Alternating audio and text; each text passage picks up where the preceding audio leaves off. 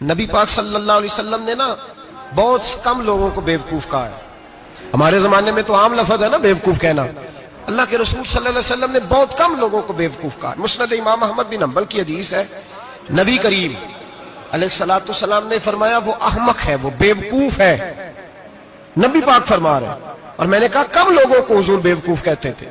نبی کریم علیہ الصلوۃ والسلام نے فرمایا وہ بندہ بیوقوف ہے جو سارا دن اللہ کی نافرمانی کرتا ہے اور پھر بھی رب کی رحمت کی امید کرتا ہے, تو بیوقوف ہے. صبح سے شام تک لگا ہوا ہے, میں نے نہیں اللہ ماننی, میں نے نہیں تیری ماننی, معاذ اللہ میں نے نہیں ماننی. شام ہوتی ہے تو کہتا ہے اللہ بڑا مہربان ہے بخش دے گا. تو بیوقوف ہے. تو بتانا کیا مجبوری تھی نماز نہ پڑھنے کی؟ کس نے تجھے گن پوائنٹ پہ کہا تھا حرام کھانے کو؟ وہ فلاں آدمی کی تو نے غیبت کی تو تیرا اس میں کیا فائدہ تھا؟ یہ جو تو نے صرف 10 بندوں کو ہنسانے کے لیے جھوٹا لطیفہ سنایا, اس میں تیرا کیا نفع تھا؟ تو صبح سے شام تک نافرمانی کرتا ہے, شام کو کہتا ہے اللہ کریم ہے معاف کر دے گا, اللہ مہربان ہے معاف کر دے گا. استاد مہربان ہوتا ہے کہ نہیں؟ فیل کیوں کرتا ہے امتحان میں؟ بولے استاد باپ ہوتا ہے نا, اس کا دل کرتا ہے شاگرد فیل ہو جائے, تو کیوں کرتا ہے؟ لیکن شاگرد نے زیادتی کی, اس نے پڑھا نہیں. بڑی پیاری مثال ملا رومی لکھتے ہیں, کہتے ہیں میرے گاؤں کی ایک بی بی تھی. اس بی بی نے ایک بچڑا پالا ہوا تھا. دیہاتوں میں نا بوڑھی مائیں بچڑے کو پیڑا دیتی تھی اور نام بھی رکھ لیتی تھی. کسی نے مٹھو نام رکھا ہوتا تھا, کسی نے کوئی نام. کہتے ہیں ماں نے بچڑا رکھا ہوا تھا. اماں اس کو آواز دیتی تو بچڑا دوڑا آتا, اماں اس کو پیڑا کھلاتی. بچڑا بڑا پیارا تھا, جوان ہو گیا. اماں اس لیے بچڑا پال رہی تھی کہ جب بچڑا بڑا ہو جائے گا تو ہل کے اندر بچے اسے لگائیں گے, کھیتی میں ہل چلائیں گے. بچڑا بڑا ہو گیا, اماں کے بیٹے کہنے لگے اماں لا تو نے بڑا کھلا پلا لیا, اس سے کوئی کام لیتے.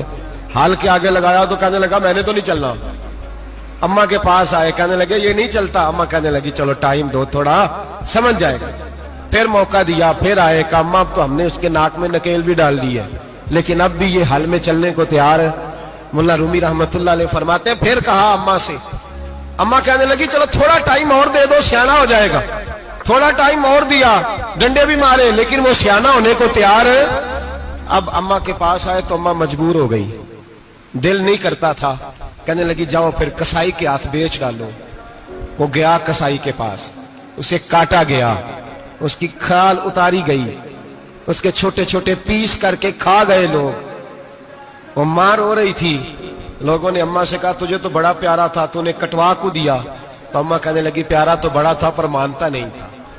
پیارا بڑا تھا, کاش بات مانتا, مقصد پورا کرتا تو کبھی بھی کاٹا. بھائی رب کریم نہیں چاہتا بندہ دوزخ میں جلے, اللہ کی رحمت نہیں چاہتی جہنم میں جلے, پر بندہ مانتا ہی نہیں, یہ تیار ہی نہیں ہوتا, یہ سویا ہوا ہے سویرے. اب رب کی رحمت تو نہیں چاہتی کہ بندہ جہنم میں جائے, وہ تو مہربان ہے, لیکن رب کریم کا قانون کا تقاضا یہ ہے کہ جو احکام پورے نہیں کرے گا اسے پھر دوزخ میں ڈالا جائے گا.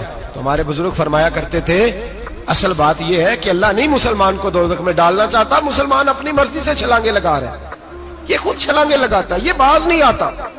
آپ یقین کریں, تجربے کی بات عرض کرتا ہوں, ہمارے بہت سارے گناہ ایسے ہیں جن گناہوں کا ہماری دنیا داری کو بھی کوئی فائدہ نہیں.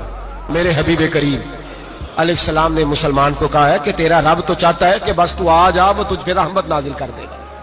آنا تو شرط ہے کہ نہیں؟ آنا تو شرط ہے کہ نہیں؟ اچھا چلے